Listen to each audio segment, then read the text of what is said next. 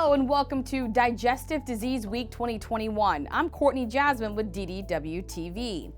This year, the world's premier meeting for physicians, researchers, and industry in the fields of gastroenterology, hepatology, endoscopy, and gastrointestinal surgery is coming to you virtually, and it's packed with all the insights, learning, and networking you've come to expect. Whether you work in patient care, research, education, or administration, the DDW program offers something for you. Get ready to connect with industry professionals from around the globe. Learn about the latest changes in GI through top-tier research and hundreds of education sessions, and contribute by engaging and interacting with thought leaders through chat, meetings, and one-on-one video scheduling. We'll take a closer look at where you can find all of those features on our platform shortly. But first, I want to welcome our DDW Council Chair, Dr. Lauren Lane, with a message. I'd like to welcome you to DDW Virtual, our first meeting held entirely on the web and at your fingertips.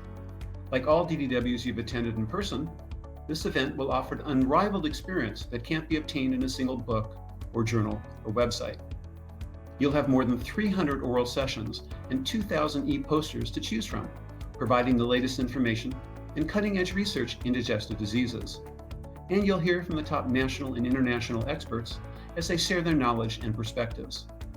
As always, DDW will offer an invaluable opportunity to grow professionally and, importantly, to network with colleagues from around the world.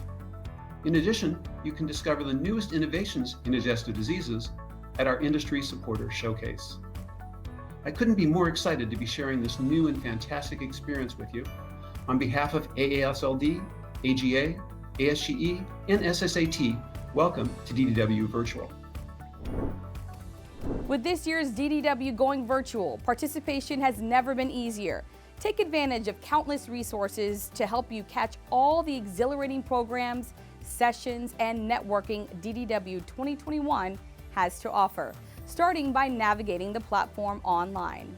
Here is the DDW's virtual platform landing page, your gateway to all the event offerings. Here you can navigate to all of the education, including 300 lecture sessions, abstract sessions, and e-posters. DDW's 4 sponsoring societies, AASLD, AGA, ASGE, and SSAT work together to streamline this top-notch education by combining similar sessions to reduce the quantity, but not the quality. Another new aspect of our program is your ability to interact directly with poster presenters. We'll have a forum for each poster for attendees to ask questions. Attendees can also join virtual e-poster meeting rooms between 12:15 and 1 o'clock on the scheduled day of individual posters of distinction where they can engage with the presenter directly. DDW 2021 will also offer continuing medical education credits, MOC for AGA sessions, and certificates of attendance.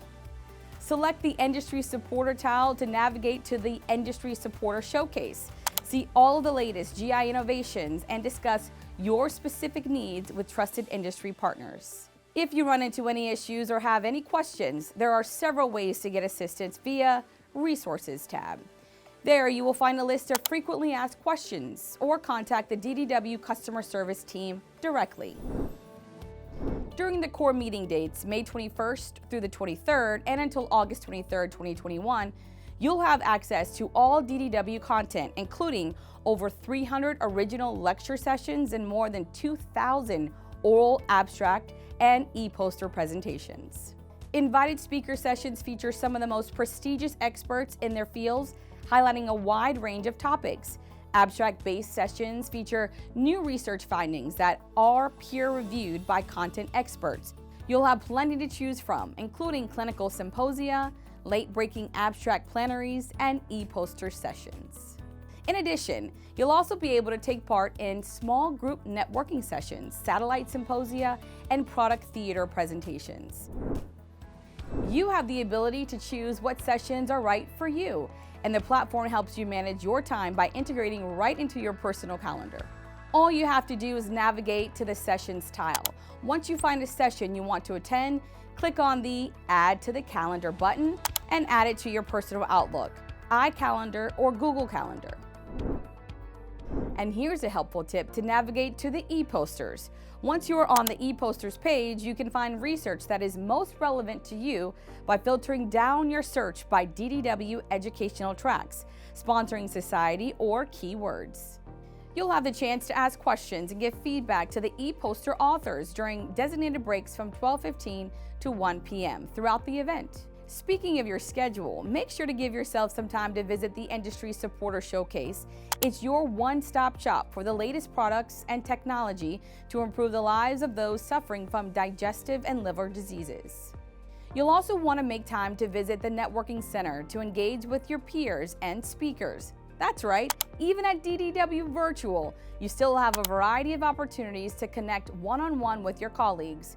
Whether you're a trainee, an early career gastroenterologist, or someone who is more experienced, you have an array of opportunities to meet and collaborate with colleagues by navigating to this networking center. DDW Virtual is everything you've come to know and appreciate about Digestive Disease Week, with new and exciting virtual ways to learn and grow. If you're a trainee, student, or early career GI, DDW is here to help you grow professionally with networking events and sessions like the Paths to Partnership, academic promotion, and research productivity, how to advance as an early career gastroenterologist and resident, and fellow education committee panel, finding the perfect first job. Plus, visit Health eCareers and the Industry Supporter Showcase to have your CV reviewed, post your resume, or apply to your dream job. And don't miss the Grand Round sessions, live chat, case discussions where attendees can interact in real time with seasoned GIs and other attendees to discuss cases and answer questions on topics in gastrointestinal oncology, IBD, endoscopic management of gastric variceal bleeding, and others. In addition to that impressive list of sessions that only scratches the surface, DDW attendees will have the opportunity to network with speakers, moderators, e-poster presenters, and other attendees like never before. During sessions, the chat feature will be activated, allowing viewers to interact with each other, the speakers, and the moderators. Presenters will be present in the chat to respond to questions from viewers. A live Q&A will also be available in which the session moderator will field questions and speakers will respond live. And be sure to head over to the Networking Center. Reach out to attendees, speakers, and industry supporters. A profile is automatically created from you based on the information you supplied during the registration process. Once in the platform, you can update your profile with a picture, your interest, and include a bio. Also in the Networking Center, you can select a connection or search for an attendee to access their information card and check their availability to schedule a meeting.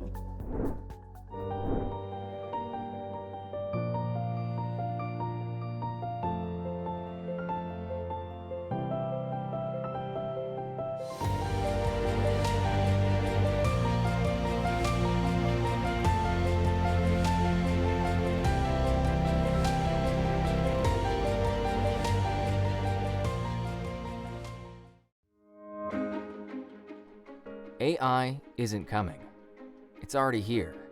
The future is now. The GI Genius Intelligent Endoscopy Module uses AI to automatically detect polyps of all shapes and sizes. Trials with GI Genius demonstrated a 14% absolute increase in ADR compared to high definition alone. This transformative solution seamlessly integrates with your workflow so you get the results you need in real time. Detect the undetected, powered by AI.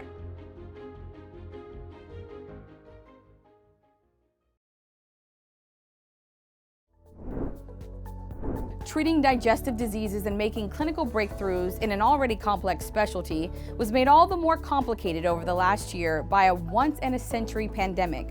To discuss how COVID-19 affected GI is chair-elect of AASLD's Practice Guidelines Committee, Dr. Elizabeth Verna.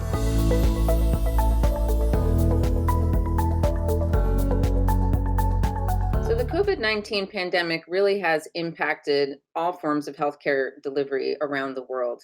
And in particular, among patients with liver disease, I think some of the really important impacts include the various ways that the pandemic has impacted our goal of viral hepatitis elimination here in the United States and around the world, including decreased access to hepatitis C screening and treatment, and probably decreased rates of hepatitis B vaccination around the world.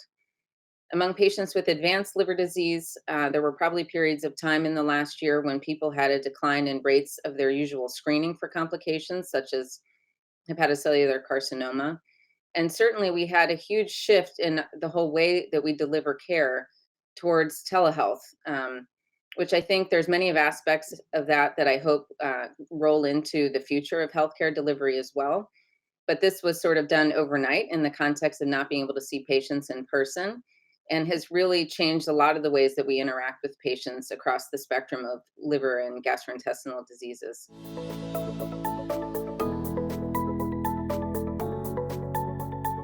So that's a great question. I think obviously there's been a lot of loss and a lot of negative things that have come out of the pandemic. But I also think there's a lot of things that we have learned that will help us deliver better care to patients going forward. And I think there's a broad range of things that we could classify as lessons learned. There's been an incredible push to educate the public and also providers about infectious diseases, about harm reduction strategies. I think there's been, miraculous advances in terms of technology, including things like telehealth, but also in drug discovery and vaccine development, novel ways to carry out clinical trials in order to bring vaccines to market quickly and other therapies for COVID-19.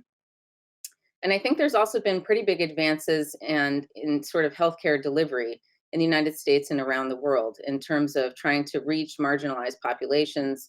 There's been a real spotlight on disparities in healthcare, which I think needs to be highlighted among patients with liver disease as well. And so I hope that many of these lessons we've learned and new technologies we had will translate into better care for our patients for years to come.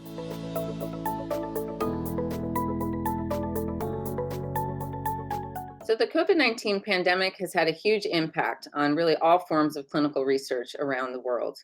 And just like we had to make rapid and massive shifts in our care delivery when the pandemic hit, we also had to make major changes in the conduct of clinical research. And in some ways, this includes many of the telehealth and remote systems that we use to take care of patients in this period of time. For many different types of trials, we went to remote consenting and remote patient visits, remote monitoring from sponsors. And we even have, major breakthroughs in the ability to have patients have blood draws in their home.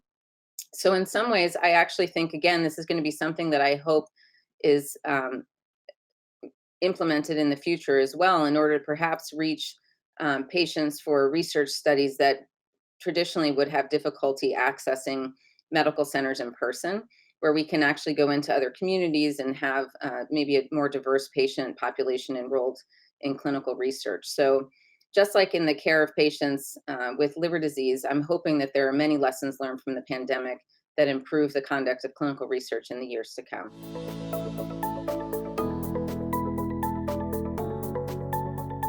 Yeah, that's a great question. I think all of us are trying to think about what conferences are going to look like in the future, because I think there's positives, obviously, of being in person. I think we all really miss interacting with our colleagues and having, social interactions with them, but also networking and thinking about new ideas for research for the future. But there's probably a lot of positives about virtual conferences as well. Again, I think we're reaching more people this way. And certainly it's more convenient for many people. And so I'm hoping that in the future, there's a way for us to sort of have a hybrid model that's a happy medium of all of those different things, so that we reach a broader audience, but we sort of resume some of that in-person contact that makes this medical community so special. With moderate to severe ulcerative colitis or Crohn's disease, your plans can change at any time. Your head wants to do one thing, but your gut says, not today. GI-focused Entyvio is made for this. Entyvio acts specifically in the GI tract to prevent an excess of white blood cells from entering and causing damaging inflammation. Entyvio has helped many patients achieve long-term relief and remission. It may help you too. Infusion and serious allergic reactions can happen during or after treatment. Entyvio may increase risk of infection, which can be serious. Although unlikely, a risk of PML, a rare, serious, potentially fatal brain infection, cannot be ruled out. Tell your doctor if you have an infection, experience frequent infections, or have flu-like symptoms or sores. Liver problems can occur with Entyvio. If other treatments haven't worked well enough, ask your doctor about Entyvio. If you're experiencing financial hardship during these trying times, Takeda may be able to help. Cook Medical's EcoTip Insight device continues our tradition of innovative devices that support your mission to deliver exceptional patient care. EcoTip Insight bridges the practices of EUS and hepatology for direct measurement of portal pressure for a better understanding of liver health. To learn more about this exciting new frontier in endohepatology, join Dr. Jennifer Kolb of the University of California, Irvine on Saturday at 5:30 p.m. Eastern. Despite the growing number of women entering the field, many women in GI still face unique barriers and biases regardless of their career stage. This year, several sessions at Digestive Disease Week 2021 directly address these challenges in order to support the advancement of women in GI. The Gastroenterology Women's Coalition Symposium will discuss career-related issues that women face in the field of gastroenterology, a focus on GI career. An ASGE Women in Endoscopy Symposium will highlight why gender equality is good for everyone, bias, bravery, and burnout, and international perspective on women in GI and in gender disparities in GI, progress and challenges. Participants will be able to identify and analyze challenges for female physicians in the clinical practice setting and consider how to address gender-based career advancement, disparities including pay structure and promotion.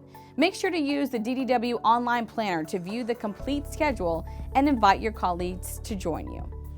The American Gastroenterological Association set some ambitious goals for this past year, and their list of accomplishments is incredibly impressive. To share them, AGA President Dr. Bisher Omari.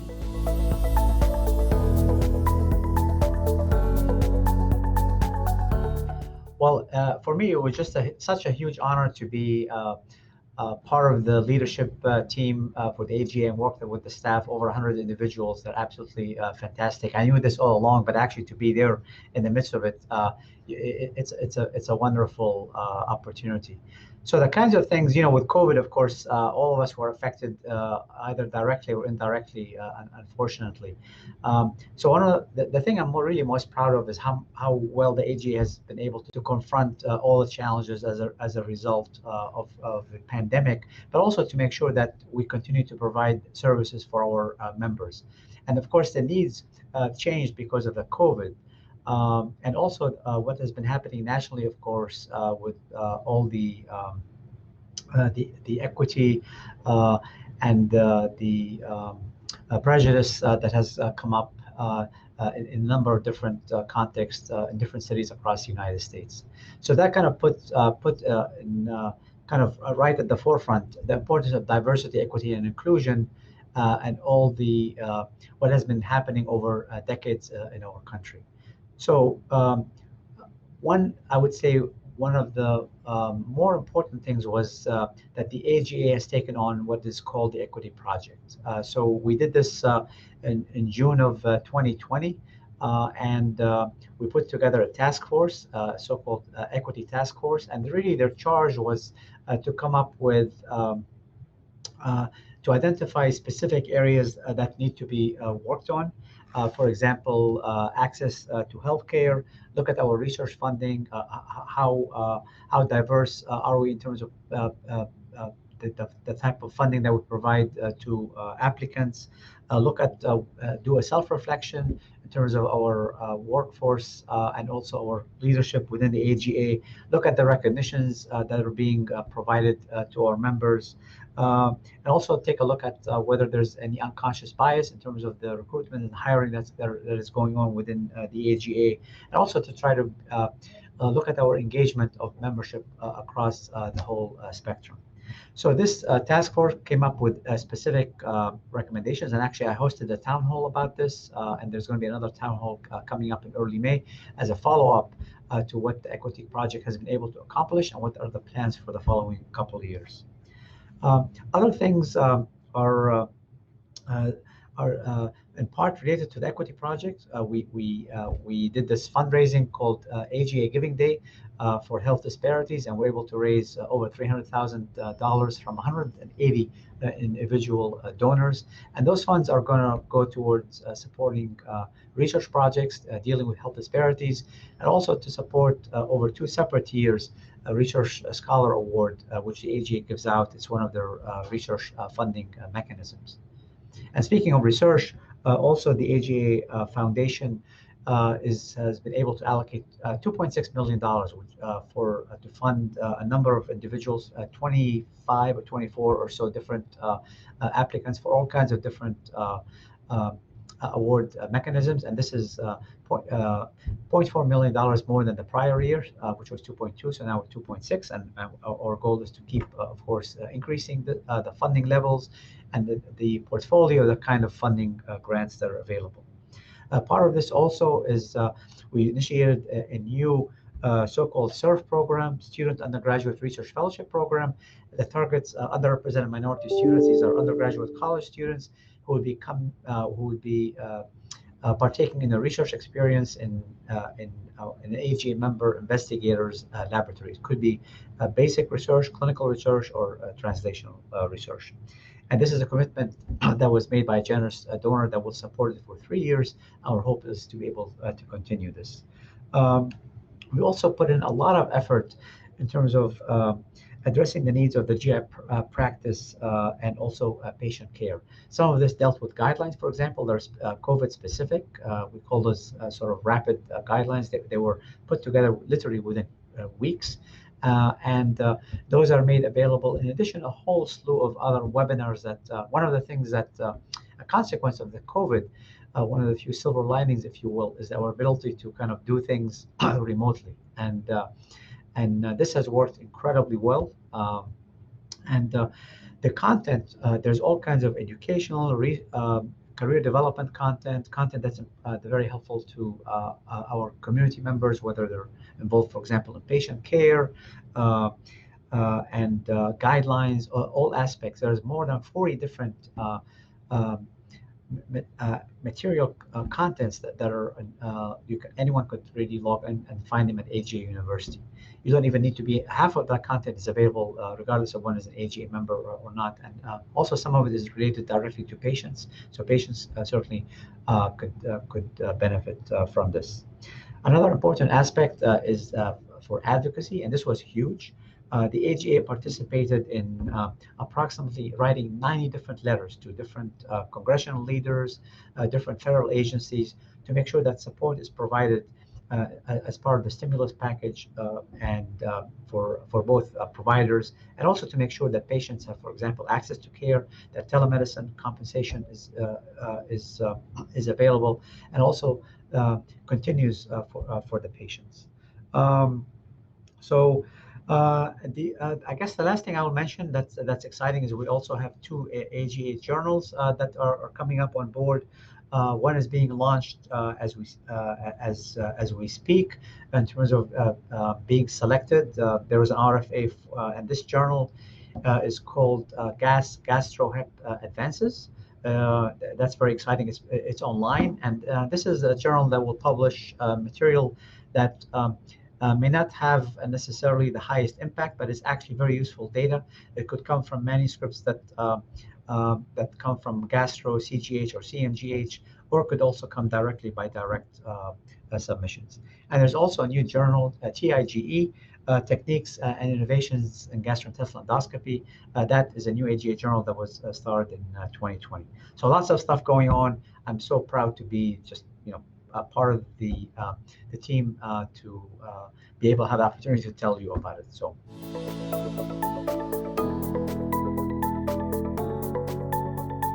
I was asked to give a little talk, and I think it's one of the videos that are available on the AGA website,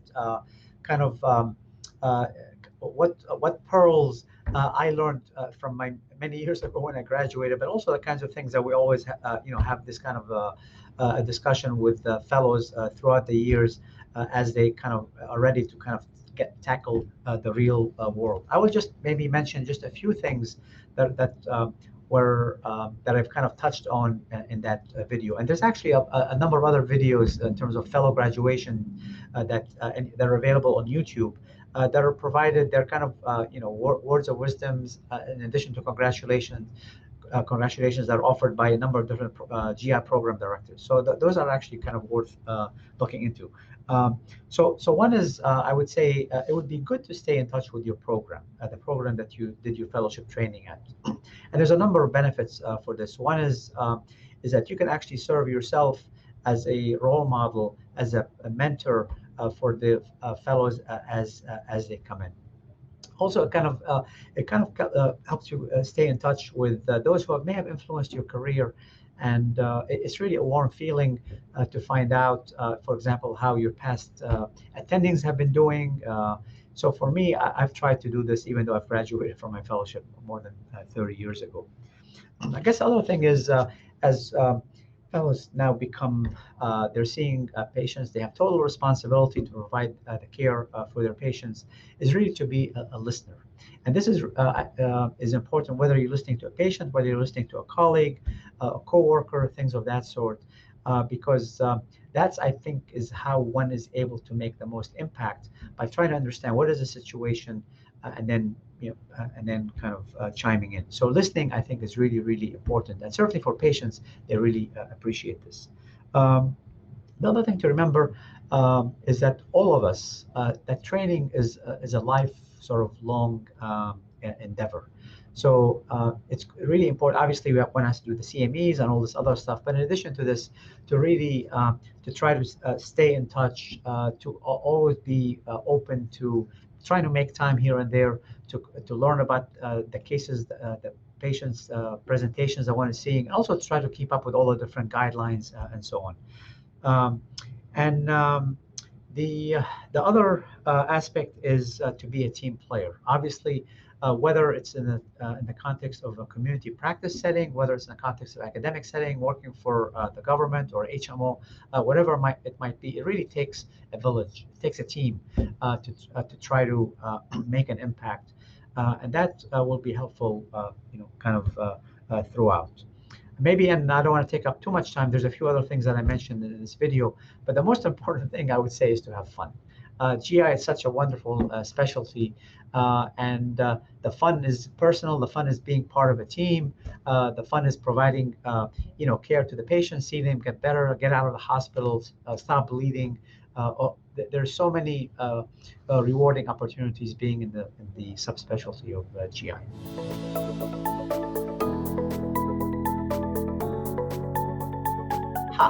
That's a secret, but I can just tell you a little bit that the ones that I will for sure be there are there's the AGA presidential session, which I'm very much looking forward to. So I'll be there for that. I'm kind of I will be moderating the session. I'll also be presenting at the AGA Research Awards. So there's that session as well. That's going to be both on Friday and Saturday evening. So the awards, unfortunately, as everyone knows, we were not able to have a DDW during the year 2020.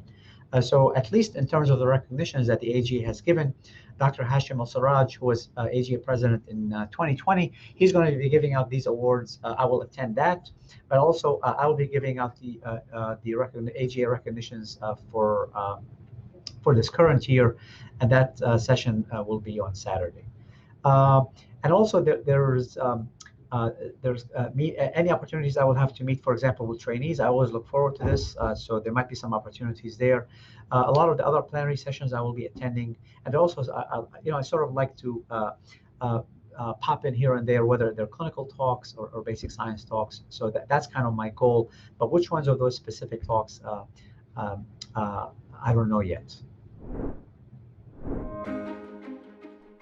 AI isn't coming. It's already here. The future is now. The GI Genius Intelligent Endoscopy Module uses AI to automatically detect polyps of all shapes and sizes.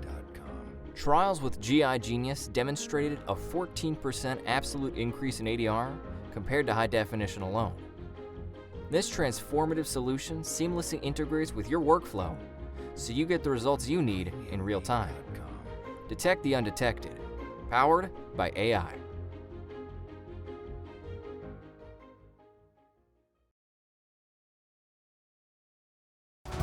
At Cook Medical, we are dedicated to bringing you groundbreaking devices to help you deliver exceptional patient care.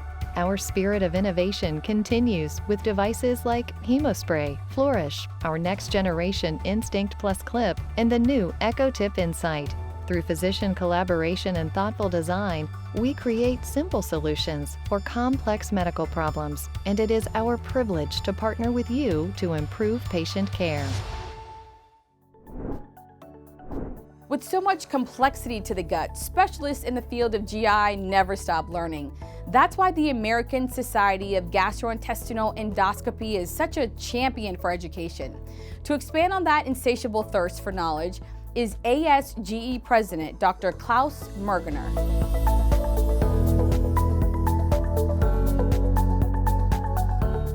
Yeah, that's a very good question. We were lucky at ASGE. We had actually spent quite a bit of resources and time over the last couple of years pre-pandemic converting to an online learning system that we call GI Leap, where our members can go, they can access conferences, they can find materials from years past, educational materials, webinars, and old conferences. So that system had been in place. And we were able to utilize that, of course, when the pandemic hit and point our members to that resource.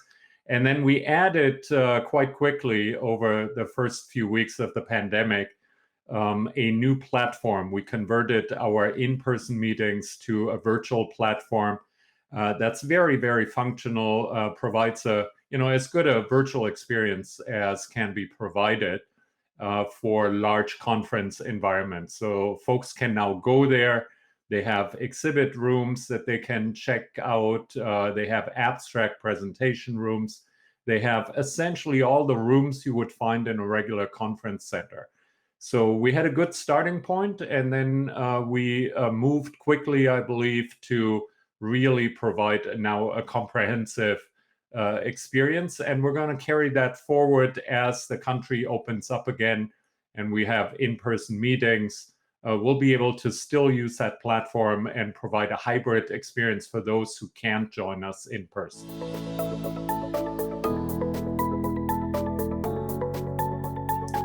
Yes, thank you. That is one of the key functions that our society fulfills, which is guideline development, helping our members to have a good sense for the standard of care and for new interventions as they come about. We have a long list, and as our members know, you can find them on the ASG website, asg.org. There's a mechanism to update all of those guidelines on a regular basis every 5 years. So they're always reasonably up to date. This past year, the one I would highlight most is our guidance documents related to the COVID pandemic. It was necessary last year to very quickly help our members figure out how should they shut down an endoscopy unit. How can they then reopen, and how can they do so safely? And we have guidance documents related to all of those and more issues that we developed, quite quickly when the pandemic started last year, and they can all be found on the ASG website.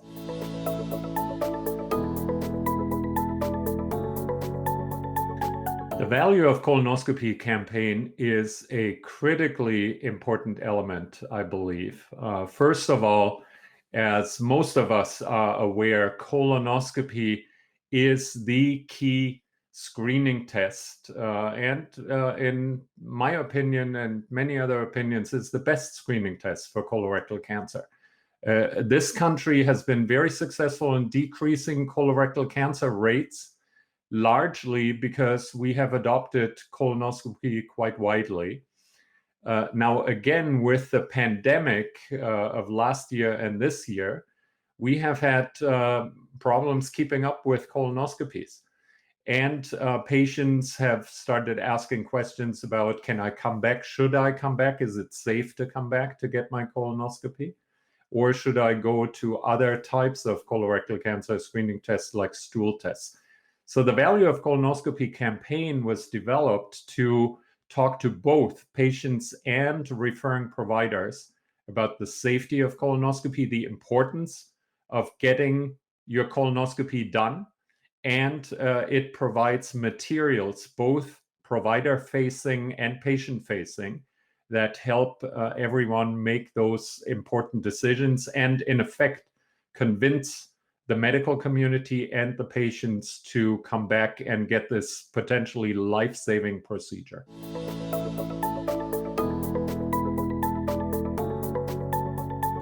Yes, thank you for that question, again, about a very important topic. At ASGE, we do make it a priority to help our members no matter what setting they're practicing in. Gastroenterologists over the last 10 to 20 years have seen significant cuts in reimbursements for their services, while at the same time having experienced increasing practice costs.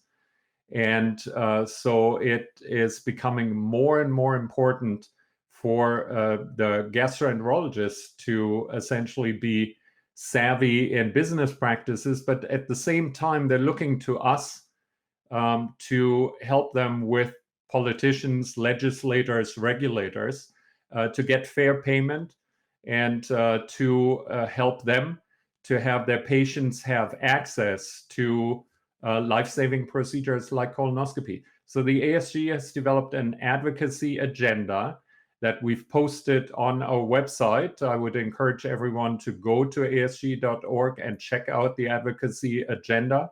It's a 9-page agenda that we've distributed to every legislator, state and federal. And we're using as our guidepost in terms of advocacy efforts for our members.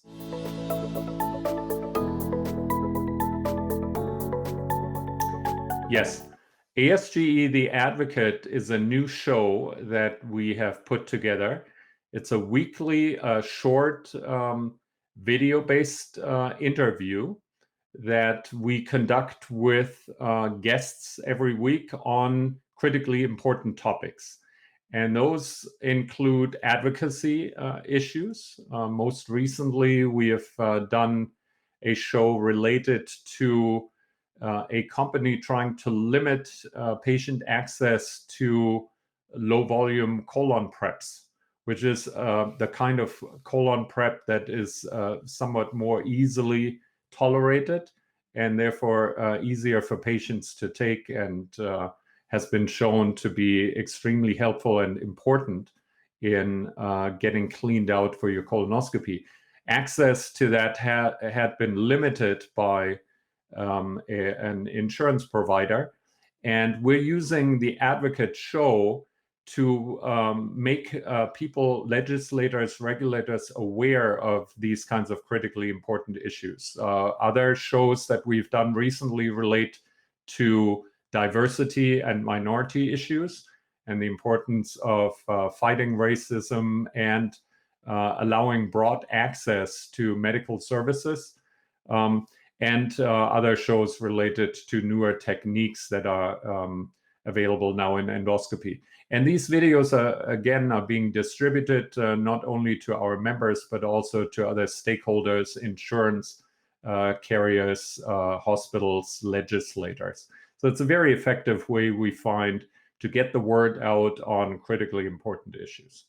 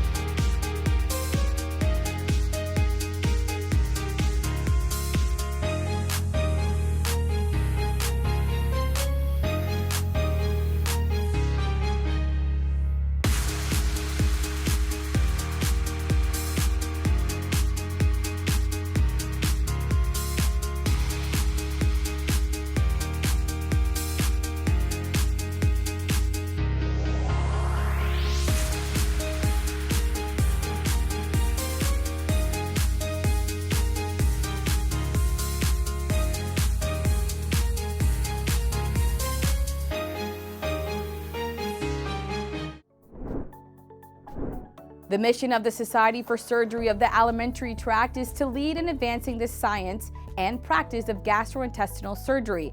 They do that in spades at every DDW with an impressive program.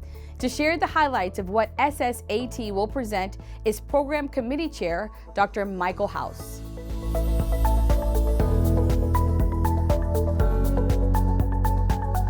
In 2019, we, like others, experienced like nothing before with a global pandemic that obviously canceled all of our major and anticipated national meetings. Of course, Digestive Disease Week has served as really a go-to meeting for bringing together both surgical and medical experts, as well as researchers, in one weekly forum to share ideas and thoughts for advancing and improving the delivery of care for patients with a variety of GI diseases. After we realized that we could no longer hold our national meeting in an in-person venue, we immediately began to explore opportunities for extending the educational content that was annually held at Digestive Disease Week on a regular basis to members of both the SSAT, but also members of our partnering societies of Digestive Disease Week. So we put together a virtual education committee and began to energize an international platform that could offer a lot of the educational content that was offered at DDW through a webinar series. And we're happy to report that as over the past 12 months, we have broadcast almost 30 webinars that were sponsored either directly or partnered with the SSAT for a variety of gastrointestinal disease management topics.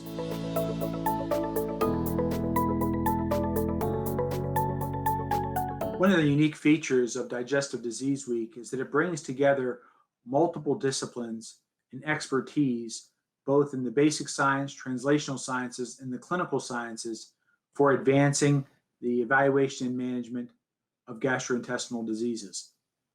We have been able and successfully been able to promote Digestive Disease Week as the go-to place for bringing together really the highlighted research and clinical breakthroughs that our membership in the SSAT has come to expect. We've also promoted the fact that this is a collaborative effort with 3 other partnering societies, so it brings together a really unique group of experts in digestive disease management that no other meeting can match.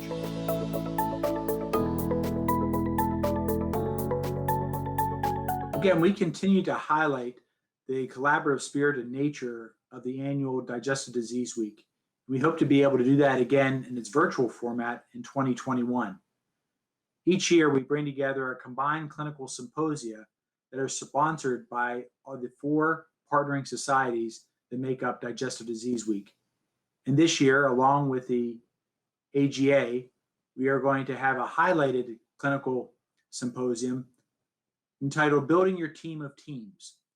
And we feel that this is a way of looking into the future as management of complex diseases in hospitals and institutions occurs. We realize that it must rely on the expertise delivered by practitioners and providers of various backgrounds, that it's no longer surgical disease management or medical disease management, but it's team disease management.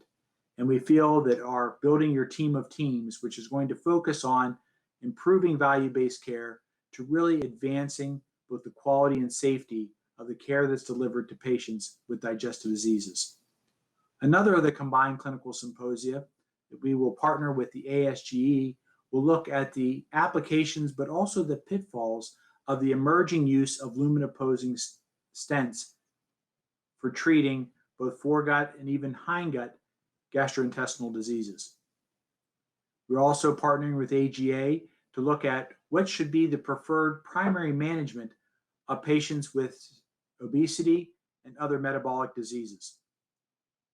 And we're also proud of the fact that this year we are putting together a DDW-wide diversity symposium sponsored by all 4 partnering societies at DDW Virtual 2021 that will really address a lot of the disparities that occur in managing patients with advanced and complex gastrointestinal diseases.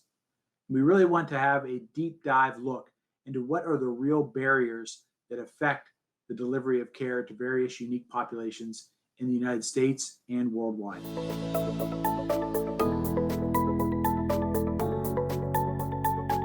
Over the course of this past year, it was brought on by a global pandemic, we realized the need of both our memberships, but the healthcare community at large, for having access to educational symposia.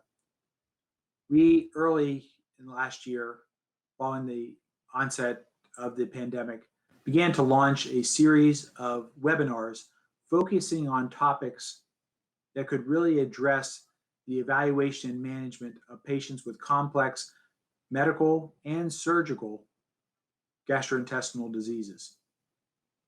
We began to offer a regular webinar twice monthly that focused on such topics, ranging from the management of intrahepatic cholangiocarcinoma, how did COVID-19 affect practices, both surgery and endoscopy practices. And we really tried to launch this, but not only offering it to the SSAT membership, but also to try to broadcast this to the entire international healthcare community. And we actually co-sponsored 3 international symposia that really addressed advanced topics in the management of digestive diseases. The landscape of acid-related GI treatments has been largely unchanged for decades. That's why at Fathom Pharmaceuticals, we're exploring a novel mechanism of action for both H. pylori and erosive esophagitis through development programs built on studies of 8,000 plus patients around the world. Discover our passion for changing the landscape in GI.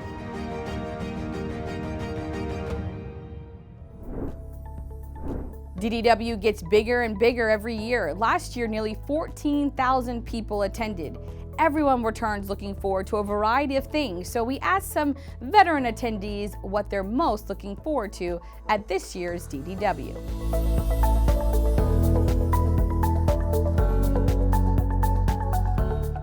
Well, I think it's a chance to come together as a worldwide GI and hepatology community. I mean, I think we've all been in isolation. We've all been seeing patients in very difficult circumstances. And so it's nice to get together as a community and debrief on that and network and sort of exchange our experiences over the past years as we start to come out of the pandemic. Well, very similar, very much similar to every year. I look forward to seeing the terrific new science that is being presented that represents cutting edge advances in how we understand the biology of the digestive organs and really, begin to untangle elements of disease pathogenesis that might be used to develop new therapies going forward. Probably I'm looking most forward to catching up. Missing DDW last year was an understandable disappointment, and it's nice to regroup and get the DDW big stories and even some of the smaller as in more preliminary, not quite ready for clinical practice, maybe, but emerging stories, and really being able to dive into your subspecialty and have series of expert presentations, state of the art, and new research in right in your area of interest and niche. I'm looking forward to learning about what the latest and greatest is in our field and what all the updates are over the past year that everyone has found. I think at the end of the day, I would love to catch up with my colleagues who obviously I've not seen in person for a long time. And even though it's not in person, I think we're doing a pretty good job of at least getting to the point of reconnecting as best as we can through the virtual platform. I think the virtual platforms have evolved for the better over the last year, and we've had to. So we're doing everything to reconnect, I think, this year. That's what this whole year is about, just trying to reconnect, because we feel like we've lost that opportunity this past year. From a scientific standpoint, I would say that I'm really looking forward, actually, more to some of the late-breaking abstracts in particular. I know several therapies have been of keen interest for me, and I'm looking forward to hearing from the podium, and the dialogue around those abstracts. So, this year I think is going to be special because it's the first time in probably a while that I'll be able to at least virtually engage with a lot of my peers across the world, seeing the new research and really getting into what's new in gastroenterology. And I think the virtual platform will help facilitate that differently than a in-person platform will. So I'm really excited about all those things. It's always exciting to see both new and familiar faces when it comes to the oral presentations as well as the posters. Obviously, this year everything's virtual, so you can't really walk around and network with people face to face. But I'm hoping that DDW will have something up its sleeve to have a virtual platform that's pretty similar. Well, I think what I'm really looking forward to is basically to getting, similarly as in the previous years, a really nice set of presentations from clinicians, from researchers about the wide variety that you are expecting in DDW. Especially, I'm quite interested about host microbiome related studies, for example. Well, normally I look forward to meeting people. I think that's one of my main interests in attending DDW, because there are so many people that I normally don't catch up in person until I go to DDW. So I'm really looking forward to how it'll work out, the networking part.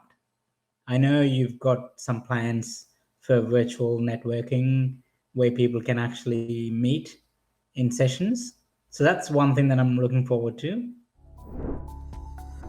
So much to look forward to at this year's DDW. But now we turn our attention to C. difficile infection. More than 200,000 cases of C. difficile infection are reported in just the United States every year. Dr. Carl V. Crawford, Assistant Professor of Medicine and attending physician at the New York Presbyterian Weill Cornell Medical Center in the Division of Gastroenterology and Hepatology, joins us now to highlight the important role of the gut microbiome in overall health and its impact on C. difficile infection.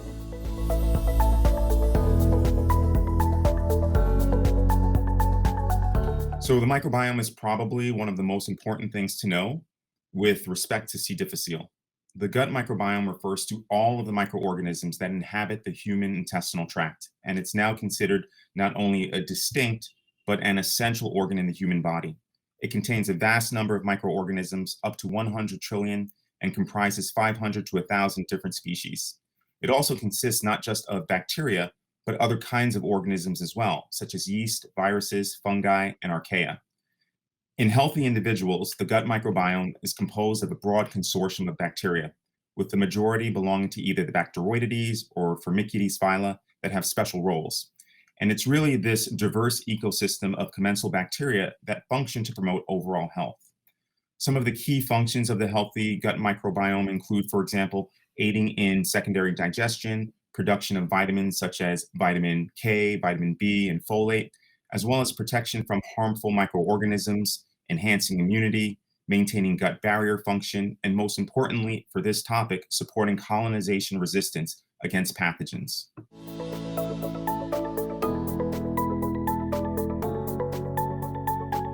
Well, having diversity in the gut microbiome provides a diversity of functions. I've already mentioned some of the immune functions, metabolic functions, and colonization resistance. So in a balanced state, there's a symbiotic relationship between luminal bacteria and our human cells. So there's this harmony where cells and bacteria communicate and form long-lasting interactive associations with each other that can serve vital functions like the mucosal immune function, the epithelial barrier integrity, motility, as well as nutrient absorption. During homeostasis, the microbiota is composed of diverse organisms that benefit host health. That brings us to another term, dysbiosis, which really describes either a reduction in the diversity of microbes and or the loss of beneficial microbes. And it's that which allows for the expansion of potentially pathogenic microorganisms. The homeostatic balance of gut microbiota can be disrupted by things such as stress, diet, hygiene, or most known, the use of antibiotics. And dysbiosis is a problem because it is associated with a range of different gastrointestinal and non-GI diseases, including digestive disorders such as Clostridioides difficile or C. difficile infection. And we're understanding even more about the role of dysbiosis in extraintestinal diseases, such as neurologic diseases, metabolic diseases, and many other organ systems that can be affected. Infections with opportunistic bacteria, like C. difficile, can cause a range of symptoms from mild diarrhea to sepsis and even death. And I would go so far as to say that C. difficile infection is the landmark disease or the prototypic disease in helping us to recognize and understand the vital connection between dysbiosis and disease processes.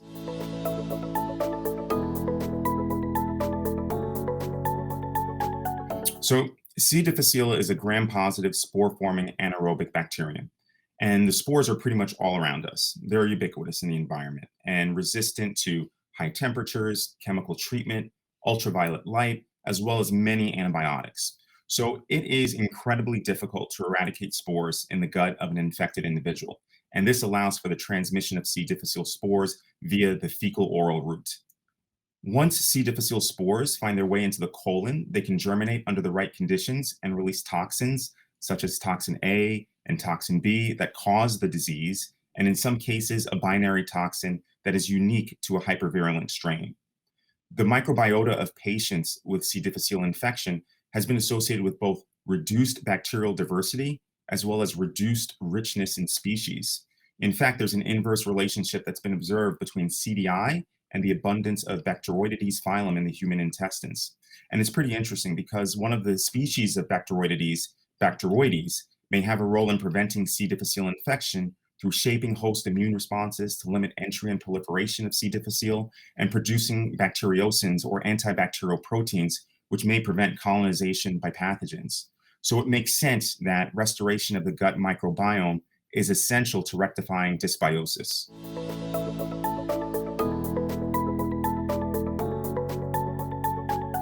So the diagnosis of C. difficile infection and infectious diarrhea is characterized by three major things. One is diarrhea. That's defined as 3 or more watery, non-bloody stools in a 24-hour period, which is different from a patient's baseline. 2, this diarrhea has to be unexplained by an alternate cause.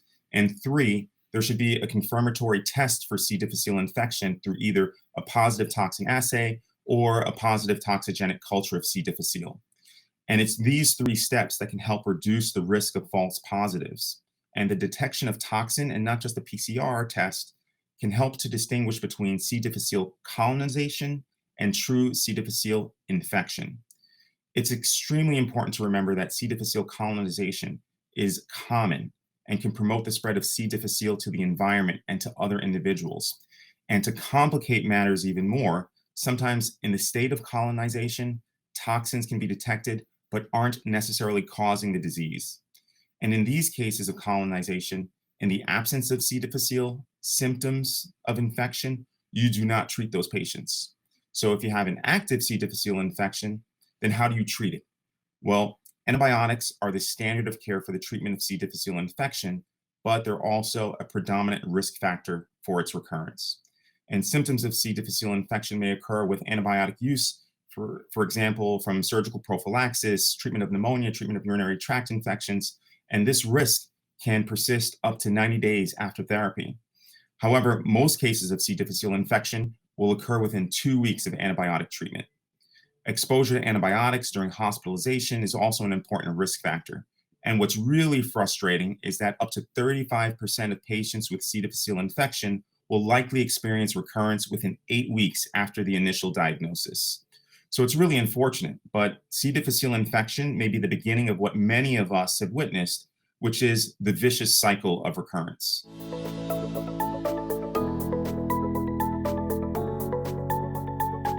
C. difficile is very unique among most enteric infections because the risk of recurrence increases after each subsequent infection.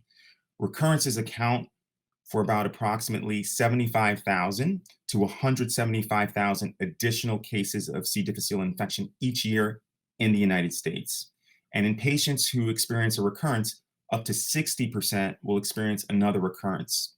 If we look at what's happened over time, from 2001 to 2012, about a decade, the annual incidence of C. difficile infection and multiple recurrent C. difficile infection per 1,000 person years increased by 43% and 189% respectively. So what puts us at risk?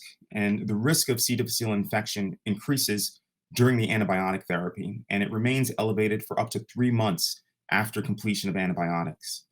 And we should remember that disruption of microbiota increases the risk of C. difficile infection by providing this niche for the bacteria to flourish, this dysbiosis. So if the intestinal microbiota is disrupted by antibiotics, the effects may be long-lasting and the risk of C. difficile infection may increase during continued therapy. In addition, longer exposure to multiple antibiotics and treatment with multiple antibiotics may also increase this risk. Furthermore, patients receiving antimicrobial therapy for conditions unrelated to C. difficile infection after they were treated for a C. difficile infection have a greater risk of recurrent CDI. And in a retrospective review of CDI cases at a Veterans Affairs Medical Center, patients receiving non-CDI related antibiotics after their CDI treatment were up to 3 times more likely to develop recurrent CDI. The overall incidence of C. difficile infections in the United States is estimated to be about 500,000 people each year, and the high risk of recurrence and deaths highlight why the CDC is so concerned about the impact of C. difficile infections on human health that it's named C. difficile infection as an urgent public health threat.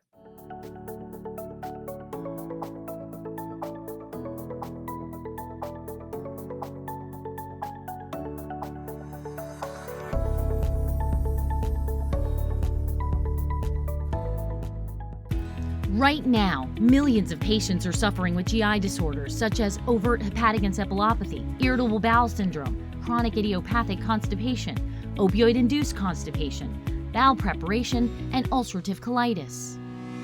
At Salix, we have kept up with these unmet needs for more than 30 years by providing an industry-leading portfolio of high-quality products that address these conditions. Through our dedicated and innovative R&D team, we're also exploring potential new scientific breakthroughs. And we remain committed to important healthcare provider investments in education, charitable grants, and sponsorships. We will continue to invest millions of dollars in patient education and do our best to broaden access to Salix medications. Because our mission to improve the care for GI patients continues today. For us, there is no finish line.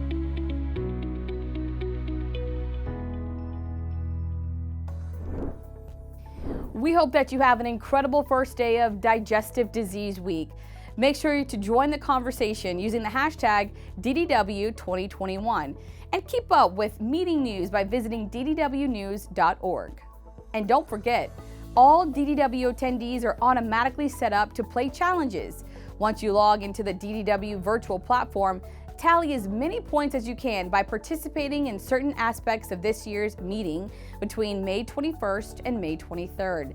The attendee with the most points at 5 p.m. Eastern on May 23rd will be declared the ultimate superfan and win a prize.